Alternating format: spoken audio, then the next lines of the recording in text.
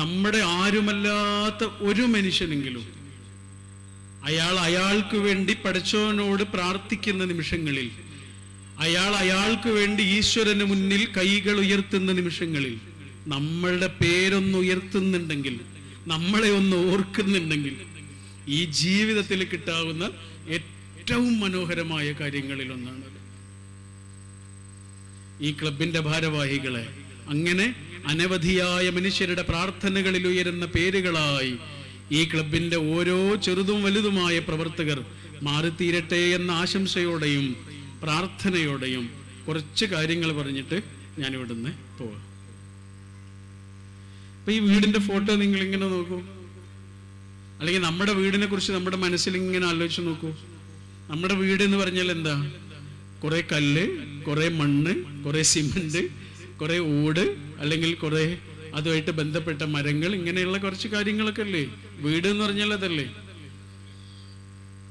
നമ്മളെ ഈ അങ്ങാടിയിലേക്ക് ഇറങ്ങി നോക്കിയാൽ അവിടെ കുറെ ഷോപ്പിംഗ് കോംപ്ലക്സുകൾ ഉണ്ടാവും, കച്ചവട സ്ഥാപനങ്ങൾ ഉണ്ടാവും, പീടികൾ, ഹോട്ടലുകളും മറ്റ് കടകളും ഒക്കെ ഉണ്ടാവും. ആ കടകൾ ഉണ്ടാക്കിയിരിക്കുന്നത് എന്തുകൊണ്ടാ? കല്ലുണ്ട്, മണ്ണുണ്ട്, മരങ്ങൾ കൊണ്ട്, ചിലപ്പോൾ ഓട് കൊണ്ട്, മരങ്ങൾ കൊണ്ട്, അല്ലേ? ഇതന്നല്ലേ, ഒരേ സാധനമല്ലേ? സിമന്റ്, മണ്ണ്, കട്ട, കല്ല്, ഇതൊക്കെ തന്നെയല്ലേ? എന്തുകൊണ്ട് വീട് വീടായി മാറുകയും വീടല്ലാത്തത് വീടല്ലാത്തതായി മാറുകയും ചെയ്യുന്നത് എന്തുകൊണ്ടാണ്? എപ്പോഴാണ് ഒരു കെട്ടിടം വീടായി മാറുന്നത്? നമ്മുടെ വീടുണ്ടാക്കിയതും ആ കട ഉണ്ടാക്കിയതും ഒരേ സാധനം കൊണ്ടാണ്. ഒരേപോലെ കുറച്ച് റൂമുകൾ തന്നെ ഉണ്ടാവുക, അല്ലേ? പിന്നെ നമ്മുടെ വീട് വീടായി മാറുന്നത് എപ്പോഴാണ്? അതൊരു കെട്ടിടമായി മാറുമ്പോൾ മാത്രമല്ല.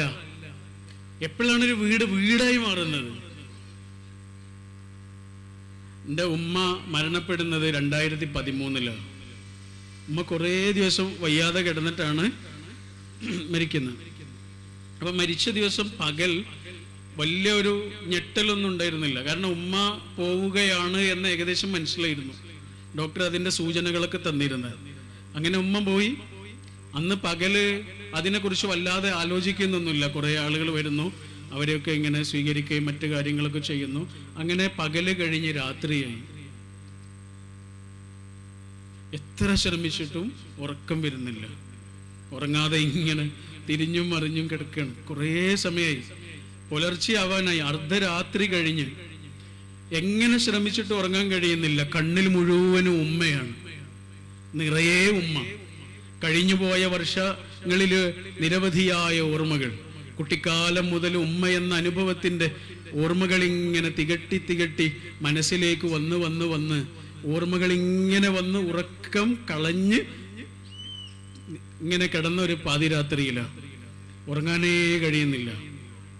അന്നിങ്ങനെ മെല്ലെ എഴുന്നേറ്റ്. പിന്നെ ആകെ ചെയ്യാൻ കഴിയുന്നത് അപ്പം മനസ്സിലുള്ളത് എന്താണോ അതെവിടെയെങ്കിലും എഴുതി വെക്കാം എന്ന് വിചാരിച്ചു. അപ്പം എന്താണോ മനസ്സിലുള്ളത് അപ്പം എഴുതി വെക്കാം എന്ന് വിചാരിച്ച് ബെഡിൽ നിന്ന് ഇങ്ങനെ എഴുന്നേൽക്കുമ്പോൾ ഒരാൾ എൻ്റെ കൈ പിടിച്ചു. അയാൾക്ക് മനസ്സിലായി ഞാൻ ഇത്രയും നേരം ഉറങ്ങിയിട്ടില്ല.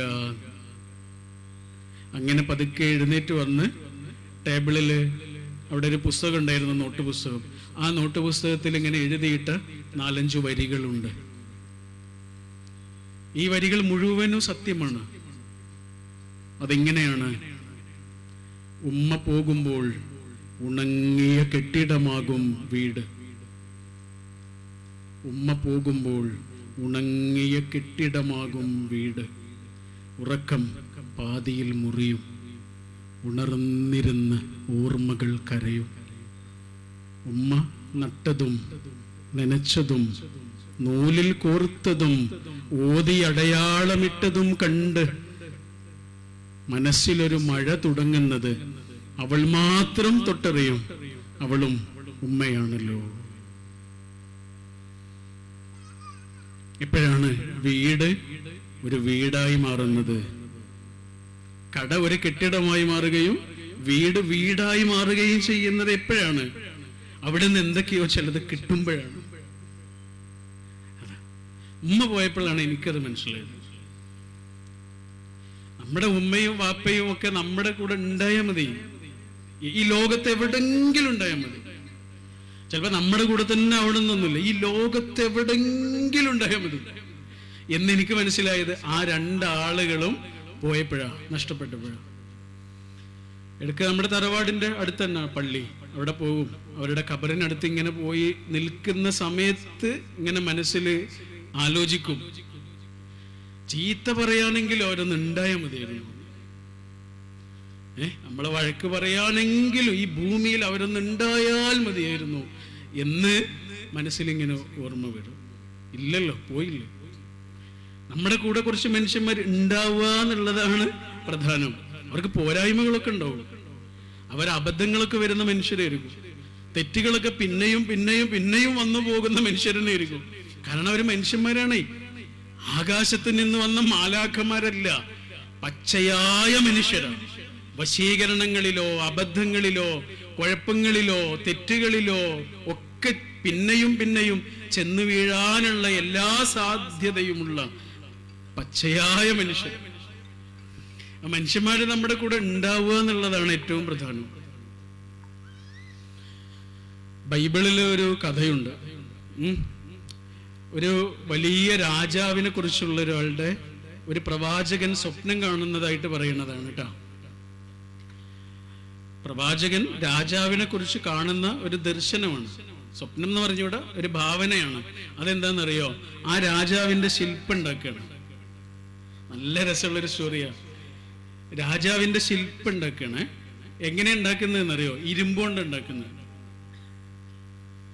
എല്ലാ അവയവങ്ങളും ഇരുമ്പ് കൊണ്ടാണ് നിർമ്മിക്കുന്നത്. കഠിനമാണ്, ദൃഢമാണ്, പൊട്ടിപ്പോകാത്തതാണ്. പക്ഷെ ഒരവയവം മാത്രം ഉണ്ടാക്കിയത് എങ്ങനെയാണെന്നറിയാ? കളിമണ്ണുകൊണ്ട്.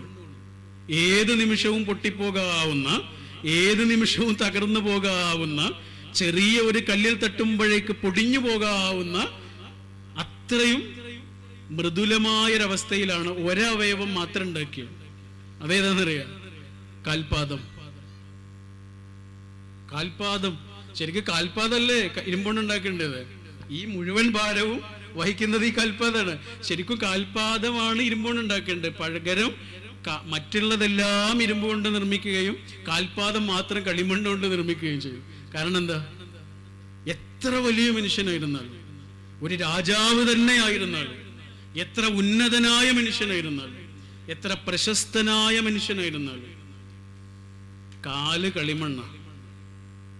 ഒരു ചെറിയ കല്ലിൽ തട്ടുമ്പോഴേക്ക്, ഒരു ചെറിയ വശീകരണത്തിലോ പ്രലോഭനത്തിലോ ഒക്കെ തട്ടുമ്പോഴേക്ക് പൊടിഞ്ഞു പോകാവുന്ന അത്രയും ദുർബലമാണ് മനുഷ്യൻ എന്ന അവസ്ഥയിൽ ഒരാളുടെ കാൽപാദം. ഏത് നിമിഷവും തെന്നിപ്പോവാം. ബാലേട്ടൻ എന്ന സിനിമയിൽ അച്ഛൻ മരിച്ചതിന്റെ പിറ്റേന്ന് മകൻ പാടുന്നൊരു പാട്ടുണ്ട്. ആ വർഷത്തെ സ്റ്റേറ്റ് അവാർഡ് കിട്ടിയ പാട്ടാണ്. അതിലൊരു വരി എന്താണെന്നറിയോ? കുഞ്ഞിക്കാലടി ഓരടി തെറ്റുമ്പോൾ കൈതന്ന് കൂടെ വന്നു. കുഞ്ഞിക്കാലടി ഒരടി തെറ്റിയ കാലത്ത് എൻ്റെ കൈ തന്ന് കൂടെ വന്ന ആളാണ് എൻ്റെ അച്ഛൻ. ഈ കുഞ്ഞിക്കാലടി മാത്രമല്ല തെറ്റുക, മുതിർന്ന ആളായിരുന്നാലും കാലടികൾ തെറ്റും. ഒരു മനുഷ്യനെ നമ്മൾ സ്വീകരിക്കുക എന്ന് പറഞ്ഞാൽ എന്താണെന്നറിയാം? ഇപ്പൊ എന്നെ ഒരാൾ സ്വീകരിക്കുക, എൻ്റെ സുഹൃത്തുക്കളെ എനിക്ക് തിരിച്ചറിയാൻ കഴിയുക, എൻ്റെ കുടുംബങ്ങളെ എനിക്ക് തിരിച്ചറിയാൻ കഴിയുക എപ്പോഴാ? നമ്മൾ സാധാരണ പറയാറുള്ളത് എന്താ?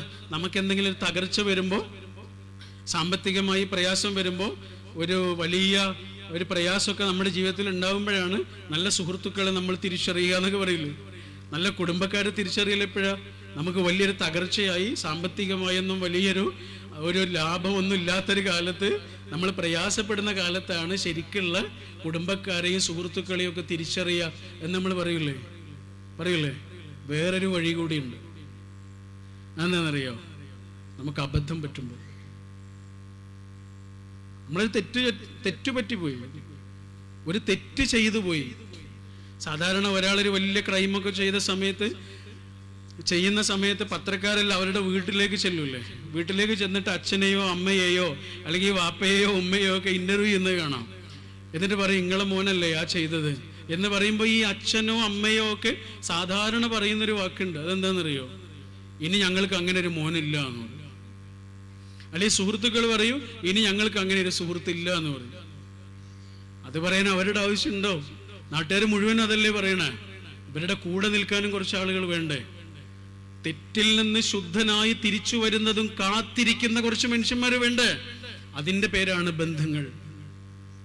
നമ്മളെ തെറ്റിനെ ന്യായീകരിക്കുന്ന ആളുകളല്ല, അബദ്ധങ്ങളിൽ നിന്ന് പശ്ചാത്തപിച്ചും പരിശുദ്ധി നേടിയും തിരിച്ചു വരുന്നത് വരെ നമ്മളെ കാത്തിരിക്കുന്ന കുറച്ച് മനുഷ്യന്മാർ വേണം. അതാണ് ബന്ധങ്ങൾ.